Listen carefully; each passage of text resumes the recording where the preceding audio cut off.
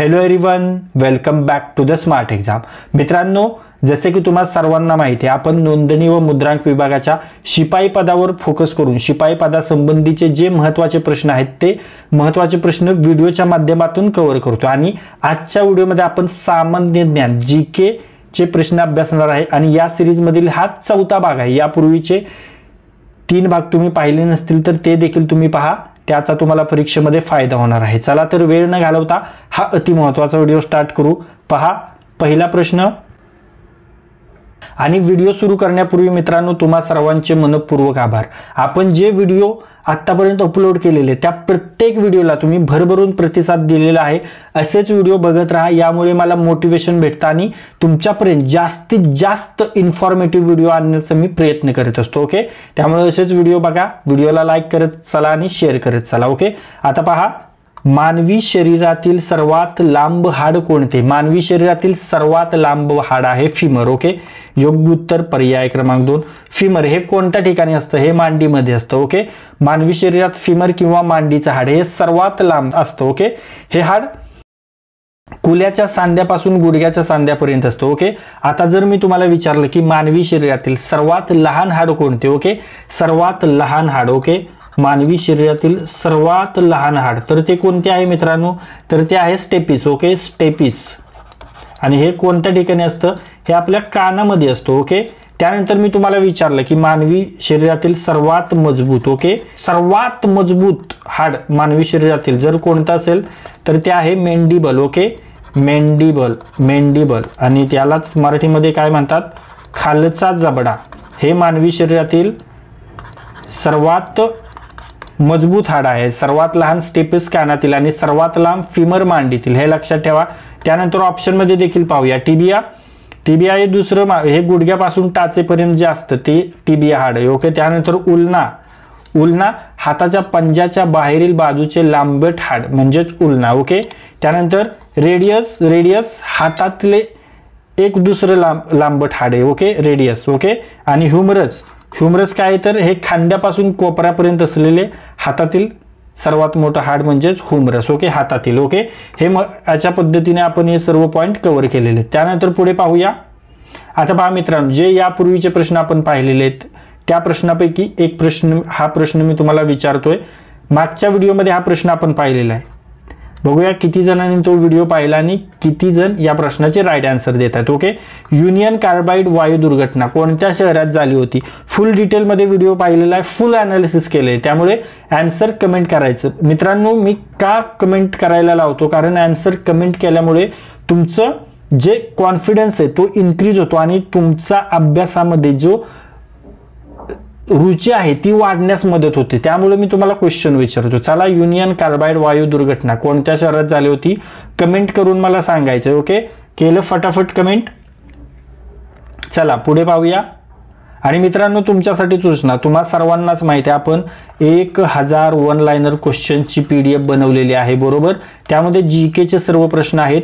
हा 1000 one liner प्रश्नांचा आपण महाप्रश्न संच बनवलेला आहे. ओके, महाप्रश्न संच. त्यामध्ये 177 पेजेस आहेत आणि 1000 वन लाइनर पेजेस आहेत. त्यामध्ये जी तुमची शिपाई पद आहे ती SSC लेवलची आहे. ओके, आणि SSC लेवलचेच सर्व क्वेश्चन्स त्या PDF मध्ये तुम्हाला भेटतील. त्यासाठी तुम्हाला काय करायचं आहे? 98 23 93 18 27 या नंबरवर व्हॉट्सअप मेसेज करायचे. आणि तुमच्यासाठी एकदम माफक फी ठेवली. सध्या हिची प्राइस आहे फक्त 49 रुपये. त्यानंतर ही प्राइस आहे ती तिची ओरिजिनल जी प्राइस आहे 299, ही एवढी प्राइस तिची होणार आहे 299. त्यामुळे आत्ताच ऑफरमध्ये ते तुम्ही मागवून घ्या. परीक्षेच्या दृष्टीने खूप महत्त्वाची PDF आहे. ओके, आणि आत्तापर्यंत तुमच्यापैकी 500+ विद्यार्थ्यांनी मित्रांनी ही PDF घेतलेली आहे, त्यासाठी त्यांचे देखील मनपूर्वक आभार. ओके, आता पहा, गरिबी हटाव ही घोषणा कोणत्या योजनेत करण्यात आली आहे? गरिबी हटाव ही घोषणा 4थ्या योजनेमध्ये करण्यात आली. ओके, योग्य उत्तर पर्याय क्रमांक 1 4. पण अंमलबजावणी जर म्हटलं तर अंमलबजावणी 5व्या योजनेमध्ये केली, हे लक्षात ठेवा. तर 4थी पंचवार्षिक योजना कधी होती? 1970 ते 1974. ओके, प्रधानमंत्री कोण होत्या? तर पहिल्या प्रधानमंत्री होत्या इंदिरा गांधी, महिला प्रधानमंत्री. ओके, पहिल्या महिला प्रधानमंत्री होत्या इंदिरा गांधी. ओके, आणि यांनीच गरिबी हटाव ही घोषणा दिली होती. आणि जी 5वी पंचवार्षिक योजना आहे तिचं आहे टाइम 1974 ते 1978. यामध्ये या घोषणेची अंमलबजावणी झाली, पण 5वी योजना पूर्ण कार्यकालासाठी राबवली गेली नाही, ती मध्ये बंद पडली, हे देखील लक्षात ठेवा. ओके. आणि या घोषणेचं प्रतिमान देखील विचारलं जातं की 5वी पंचवार्षिक योजनेत जे गरिबी हटाव या घोषणेची अंमलबजावणी झाली आणि ही 5वी योजना कोणत्या प्रतिमानावर आधारित होती असं विचारलं जातं. मग तेव्हा तुम्हाला सांगायला यायला हवं जी 5वी पंचवार्षिक योजना आहे ती ॲलन मान व अशोक रुद्र. ओके. ॲलन मान व अशोक रुद्र यांच्या प्रतिमानावर आधारित होती, हे लक्षात ठेवायचं पाहिला. पण त्यानंतर जी 6वी योजना आहे ती 6वी योजना 1980 ते 1985 मध्ये आर्थिक उदारीकरणास यावेळी सुरुवात झाली होती, हे लक्षात ठेवा. 7वी योजना आहे 1985 ते 1990, त्यावेळी राजीव गांधींचा कार्यकाळ आहे हा. आणि तिसरी पंचवार्षिक योजना आहे 1961 ते 1966. यामध्ये तिसऱ्या पंचवार्षिक योजनेत मुख्यतः शेती व औद्योगिकरणावर लक्ष केंद्रित करण्यात आलं होतं. ओके. त्यानंतर पुढे पाहूया.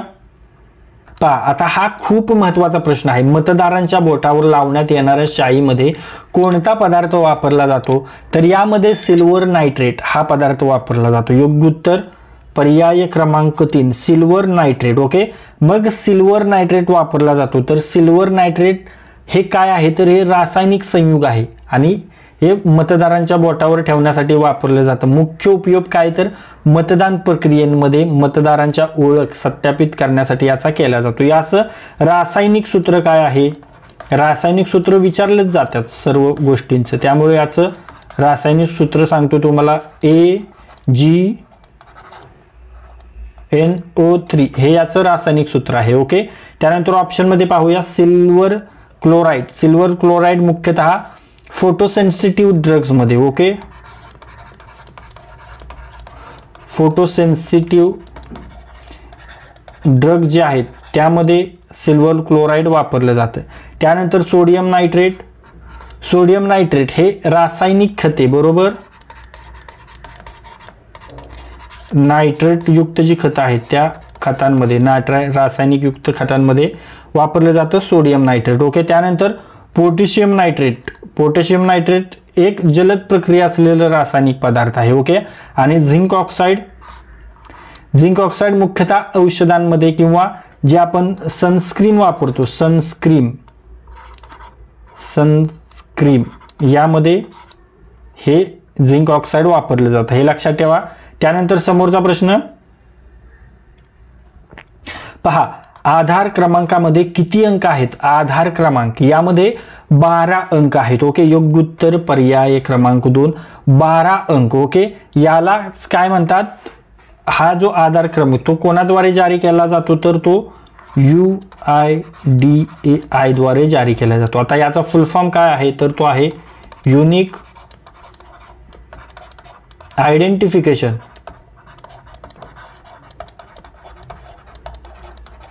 ऑथॉरिटी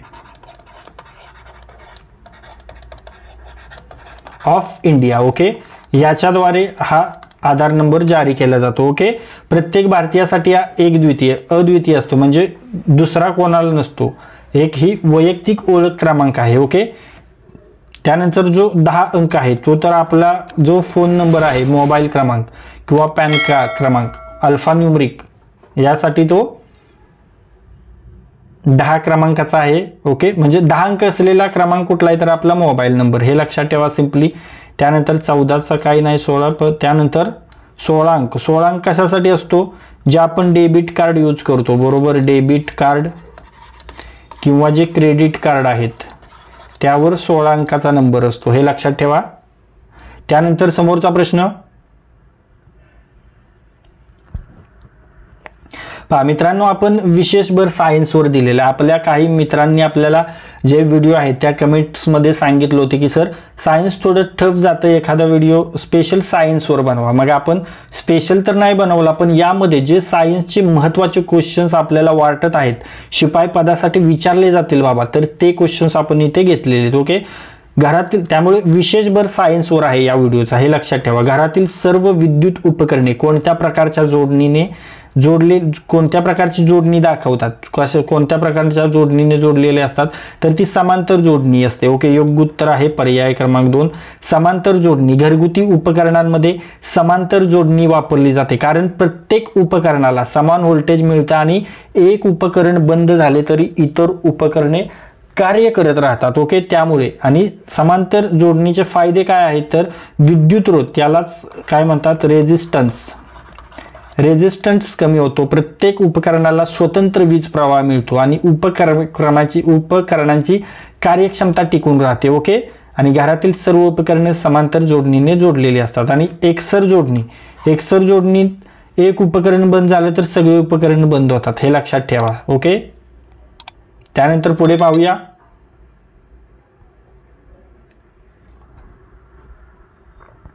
पाहता लाल मुंग्यांमध्ये, ओके,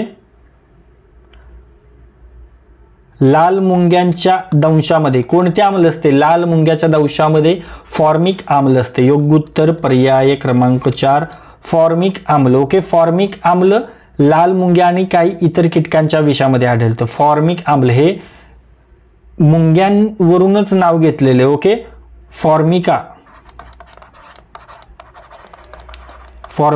या नावावरून म्हणजेच मुंगी आणि इथूनच फॉर्मिक आम्ल असं नाव घेतलं. आता याचं रासायनिक सूत्र परीक्षेमध्ये विचारतात. मग रासायनिक सूत्र काय आहे याचं, तर ते आहे HCOOH. ओके, आणि त्यानंतर ऑप्शनमध्ये पाहूया हायड्रोक्लोरिक आम्ल, याचं सूत्र यालाच म्हणतो आपण HCl. म्हणजेच हे कोणतं आम्ल आहे, हे पोटातील आम्ल.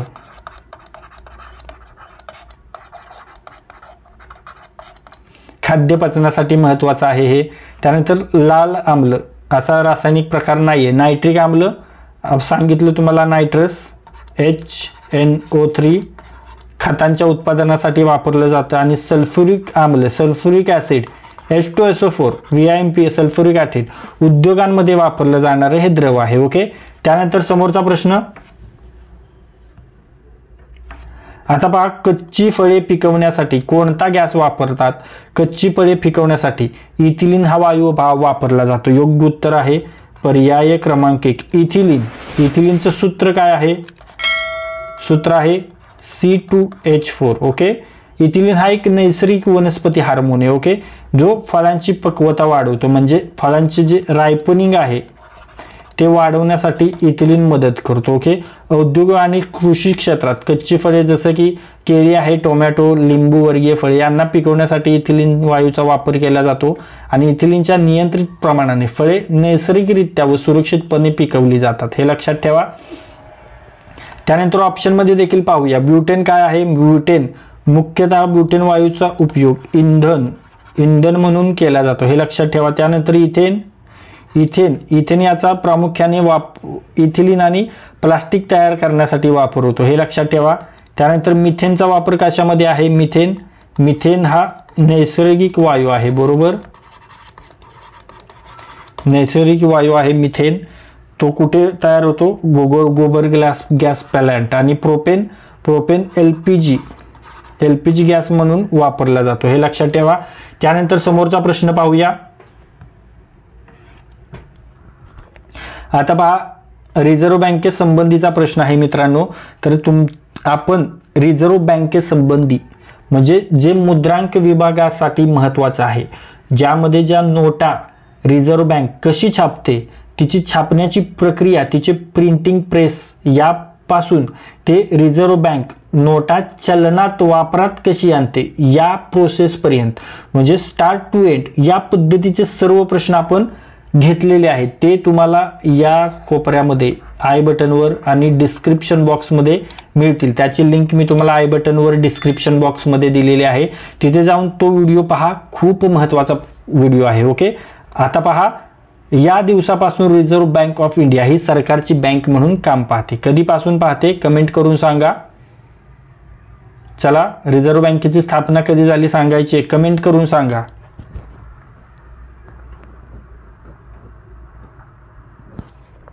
सांगितली असेल तर ती 1 एप्रिल 1935. योग्य उत्तर पर्याय क्रमांक 1 एप्रिल 1935 पासून रिझर्व्ह बँक ऑफ इंडिया ही सरकारची बँक म्हणून काम पाहत आहे. ओके, तर आरबीआयची स्थापना 1 एप्रिल 1935 रोजी झाली.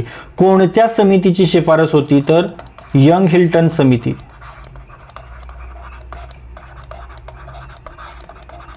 यंग हिल्टन समितीच्या शिफारशीनुसार स्थापना झाली आणि स्थापना झाल्यापासूनच आरबीआय भारतातील केंद्रीय बँक म्हणून काम पाहत आहे. सुरुवातीला ती स्वतंत्र रीतीने कार्य करायची, पण ती भारत सरकारची बँक म्हणून देखील कार्य करत होती. ओके, हे लक्षात ठेवा. म्हणजे सरकारसाठी बँकिंग सेवा पुरवण्याचं ती कार्य करत होती. ओके, त्यानंतर 1947 नंतर स्वातंत्र्यानंतर आरबीआयने भारत सरकारची अधिकृत बँक म्हणून भूमिका बजावली होती. हे लक्षात ठेवा. आता ऑप्शन मध्ये पाहूया. 15 ऑगस्ट 1947ला आपला भारत स्वतंत्र झाला, बरोबर. आरबीआयची भारत स्वतंत्र झाला. त्यानंतर 1 जानेवारी 1950ला काय झालं होतं? तर आरबीआयचं राष्ट्रीयकरण झालं होतं. हे लक्षात ठेवा. आरबीआयचे राष्ट्रीयकरण कधी झालं होतं? 1 जानेवारी 1949ला. 26 जानेवारी 1950ला काय झालं होतं? प्रजासत्ताक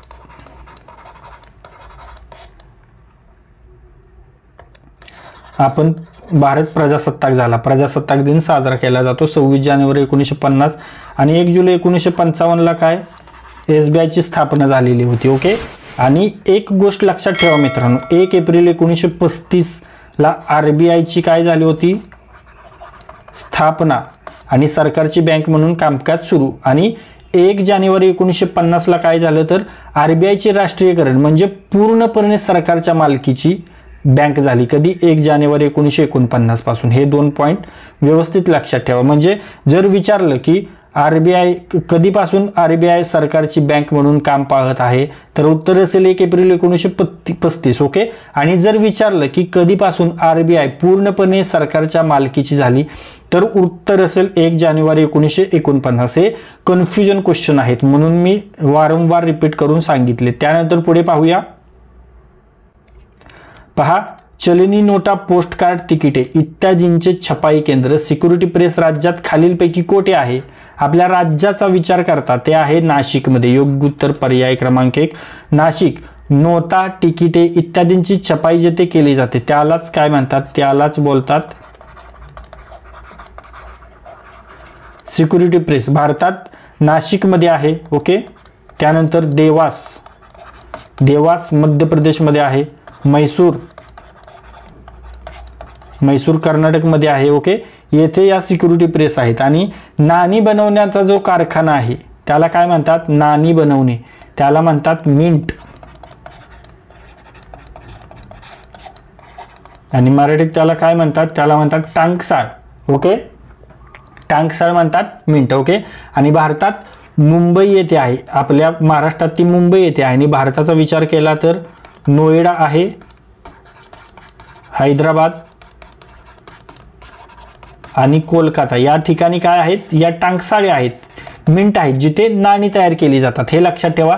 नाण्याबद्दल एक महत्त्वाचं पॉईंट तुम्हाला माहिती आहे का मित्रांनो? तर भारत सरकार जे आहे ते जास्तीत जास्त किती रुपयाचं नाणं तयार करू शकतं? जास्तीत जास्त आपलं भारत सरकार किती रुपयाचं नाणं तयार करू शकतं? तर जास्तीत जास्त ते 1000. ओके, 1000 रुपयाचं नाणं तयार करू शकतं. आणि नाणे वापरून आपण जास्तीत जास्त किती रुपयांपर्यंतचा व्यवहार करू शकतो? म्हणजे आता आपण नाणे आहेत आपल्याकडे, तर आपण ते बाजारात गेलो तर एका वेळी एकच गोष्ट घ्यायची, तर ती आपण किती रुपयापर्यंत जास्तीत जास्त नाणी वापरू शकतो? तर ती देखील आपण 1000 रुपयांपर्यंतची नाणी वापरू शकतो. हे लक्षात ठेवा. आणि 50 पैशाचं नाणं वापरून जास्तीत जास्त 10 रुपयेपर्यंतचा व्यवहार करता येतात. आता 50 पैशाचं नाणं काय दिसतच नाही. ओके, त्यानंतर ऑप्शनमध्ये तर पाहूया. नाशिकमध्ये पाहिलं चलनी नोटा, पोस्ट कार्डे, तिकिटे, स्टॅम्प पेपर्स यांची छपाई करणारे सिक्युरिटी प्रेस आहेत. ओके, त्यानंतर मुंबईमध्ये टंकसाळे मिंट आहे म्हणजे नाणी बनवली जातात. ओके, तिथे नोटा किंवा तिकिटांची छपाई केली जात नाही. हे लक्षात ठेवा. पुण्यामध्ये असं प्रेस नाहीये. पुणे कशासाठी प्रसिद्ध आहे? शैक्षणिक व औद्योगिकदृष्ट्या पुणे प्रसिद्ध आहे. ओके, आणि बल्लारपूर काय आहे? तर कागदासाठी बल्लारपूर प्रसिद्ध आहे. कुठे आहे? आपल्या चंद्रपूरमध्ये. चंद्रपूर महाराष्ट्रामध्ये बल्लारपूर आहे. आणि कशासाठी आहे प्रसिद्ध?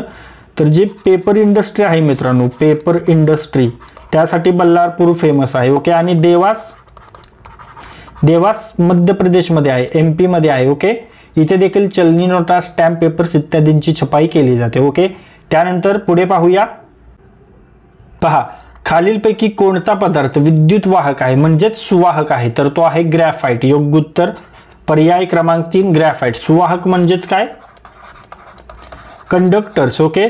ज्या पदार्थाचा विद्युतरोध कमी असतो ते विद्युत वाहक असतात. ओके. त्यामध्ये कोणकोणते येतात? चांदी येते, सोने येतं, तांबे, ॲल्युमिनियम येतं. ओके. आणि ग्रॅफाइट. ओके. आणि एक गोष्ट लक्षात ठेवा, ग्रॅफाइट हा एक अधातू आहे आणि अधातू असूनही तो विजेचा उत्कृष्ट वाहक आहे, हे लक्षात ठेवा. त्यामुळे ग्रॅफाइट खूप महत्वाचा आहे. ग्रॅफाइट जे IBPS आहे, IBPS ग्रॅफाइटवर सारखं प्रश्न विचारतो, हे लक्षात ठेवा. आणि दुर्वाहक काय असतो मित्रांनो? दुर्वाहक, तर दुर्वाहक म्हणजेच इन्सुलेटर्स. ओके. इन्सुलेटर्स म्हणजे दुर्वाहक. या पदार्थांचा विद्युतरोध जास्त असतो ते विद्युत दुर्वाहक इन्सुलेटर्स असतात. यामध्ये काय येतं? रबर आहे, काच आहे, चिनी माती आणि लाकूड हे दुर्वाहक आहेत, हे लक्षात ठेवा. त्यानंतर समोरचा प्रश्न पहा, संगणकीय भाषेत WWW ही अक्षरे कशाशी संबंधित आहेत? WWW world wide web. बरोबर. मग हे कशाशी संबंधित आहेत? तर इंटरनेटशी. बरोबर. योग्य उत्तर पर्याय क्रमांक 2 इंटरनेट.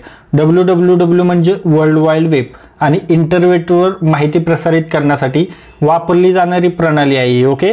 आणि 1989 मध्ये CERN European organisation for nuclear research येथे काम करत असताना ब्रिटिश वैज्ञानिक टिम बर्नर्स-ली यांनी WWW चा शोध लावला, हे लक्षात ठेवा.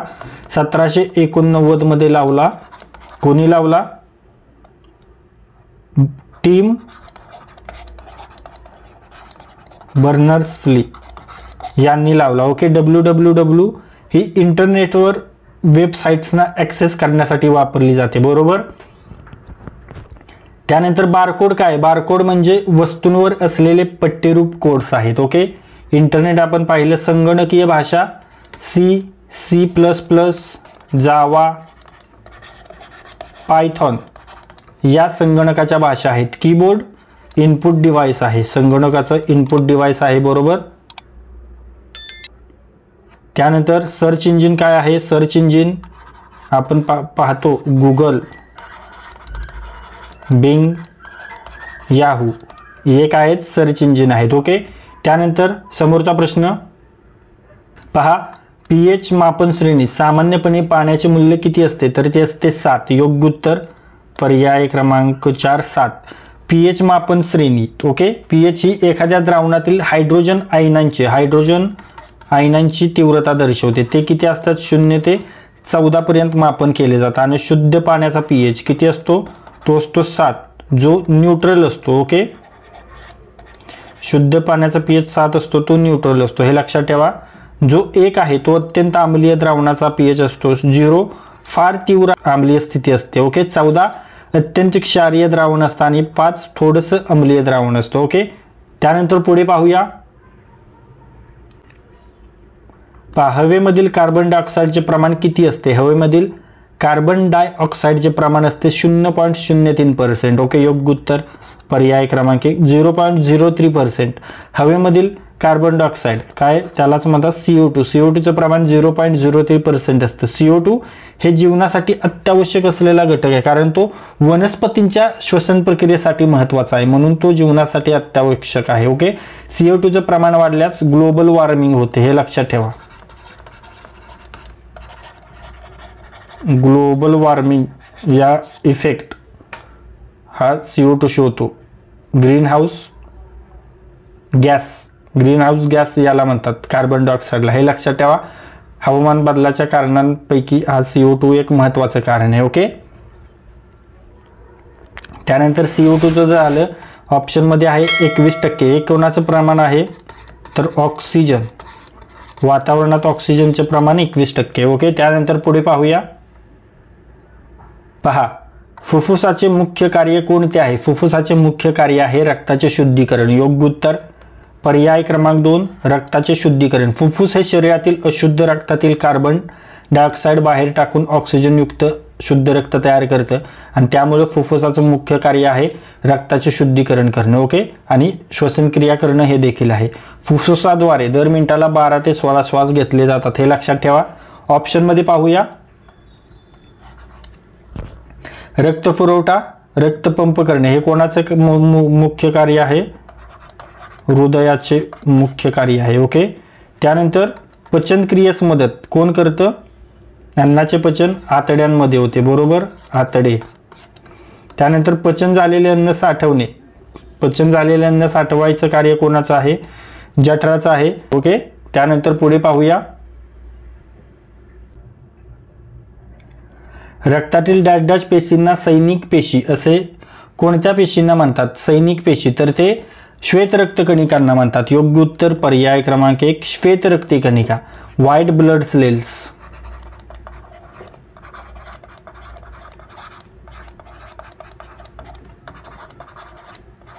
WBCs या शरीराचे संरक्षण करणाऱ्या पेशी आहेत. बाह्य जीवाणू, विषाणू यांच्या विरुद्ध लढा देणाऱ्या पेशींना सैनिक पेशी म्हणतात. त्यामुळे रोग प्रतिकारक शक्ती टिकवण्यासाठी WBC महत्वाचे आहे. त्यानंतर ऑप्शनमध्ये देखील पाहूया. लोहित रक्तकणिका यांनाच काय म्हणतात? Red blood cells, RBCs. Okay, शरीरातील ऑक्सिजन वाहून नेण्याचं कार्य कोण करतं? लोहित रक्तकणिका, RBCs करतात. रक्तबिंबिका यांना काय म्हणतात? यांना प्लाझ्मा म्हणतात. रक्तातील द्रव भाग आहे हा रक्तपट्टिका, यांना काय म्हणतात? प्लेटलेट्स म्हणतात. रक्ताच्या गुठळ्या बनवून रक्तस्राव थांबवण्यासाठी या मदत करतात. आणि लसिका पेशी म्हणजेच यांना आपण बोलतो लिम्फोसाइट्स, या प्रतिकार शक्तीत मदत करतात. ओके, त्यानंतर पुढे पाहूया. पहा, शरीराचे तापमान कोठे नियंत्रित केले जाते? VIMP प्रश्न आहे, very important question. IBPS pattern नुसार महत्वाचा प्रश्न IBPS साठी, आणि तुमच्या येणाऱ्या नोंदणी व मुद्रांक विभागाच्या शिपाई पदासाठी देखील महत्वाचा प्रश्न आहे.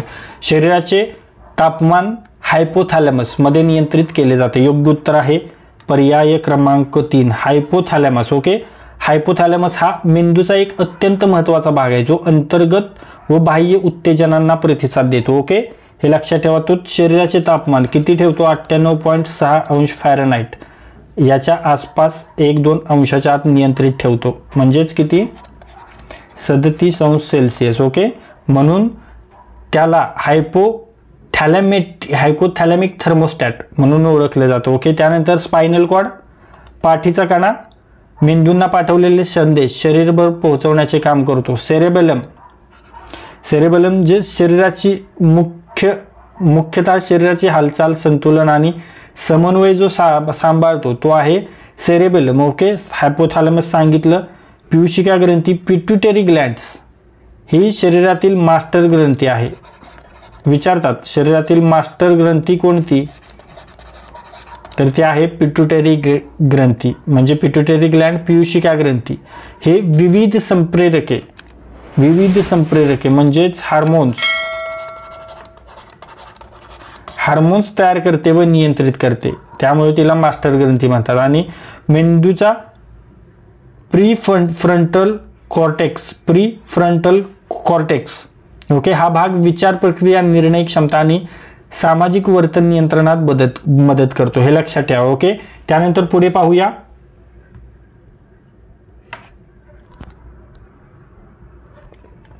आंतरराष्ट्रीय नाणेनिधी या संस्थेचे एक संक्षिप्त रूप कोणते? आंतरराष्ट्रीय नाणेनिधी हिचं संक्षिप्त रूप आहे IMF. ओके, योग्य उत्तर पर्याय क्रमांक 1 IMF.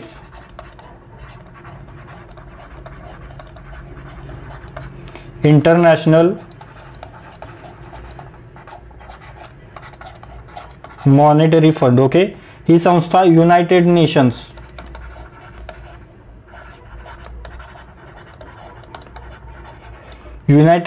अंतर्गत कार्यरत करते. ओके, IMFचं मुख्यालय कुठे आहे? हेडक्वार्टर, तर ते आहे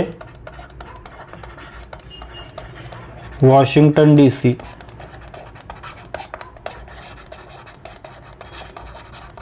अमेरिका येथे. ओके, सदस्य देश किती आहेत? 189. स्थापना कधी झाली होती? IMFची स्थापना 5 डिसेंबर 1945 मध्ये झाली होती आणि IMF जगभरातील देशांमध्ये आर्थिक स्थिरता राखण्यासाठी मदत करते. ओके, त्यानंतर ऑप्शन मध्ये देखील पाहूया. MFI मायक्रो फायनान्स इन्स्टिट्यूशन आहे, लघु वित्त संस्था.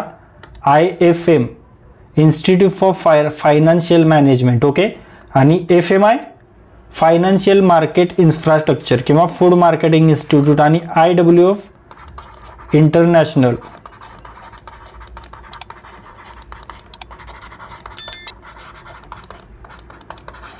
वेट लिफ्टिंग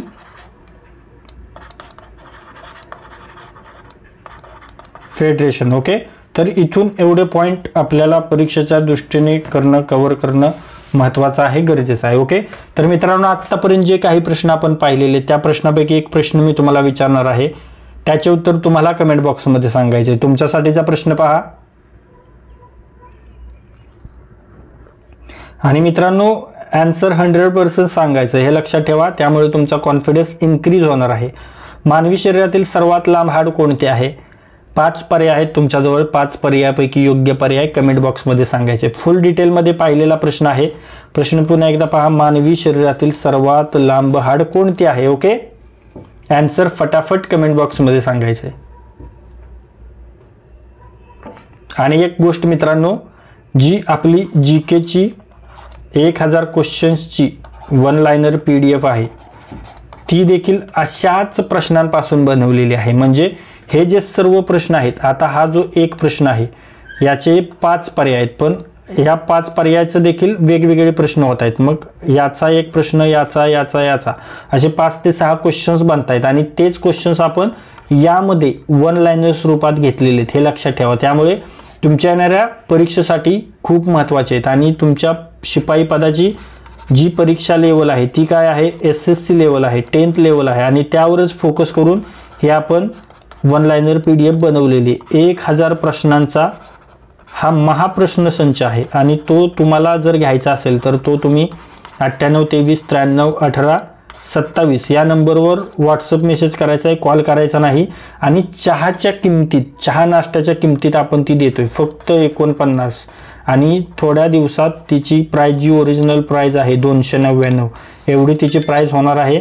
आत्ता ऑफर दिलेली आहे तुम्हाला, एक्झाम नोटिफिकेशनची ऑफर आहे, हे लक्षात ठेवा.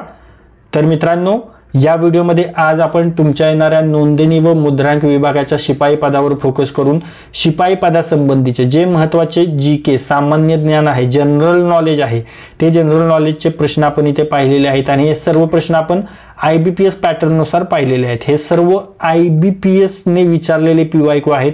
IBPS ने मागील विविध परीक्षांमध्ये विचारलेले हे सामान्य ज्ञानाचे GKचे PYQ आहेत. GKचे प्रिव्हियस इयर क्वेश्चन्स आहेत. सामान्य ज्ञानाचे मागील वर्षाचे क्वेश्चन्स आहेत, प्रिव्हियस इयर क्वेश्चन्स आहेत. त्यामुळे तुमच्या येणाऱ्या परीक्षेमध्ये या व्हिडिओमधील बरेचसे प्रश्न तुम्हाला नक्कीच दिसणार आहेत. त्यामुळे हा व्हिडिओ जास्तीत जास्त वेळा पहा आणि हा व्हिडिओ जास्तीत जास्त वेळा रिवाइज करा.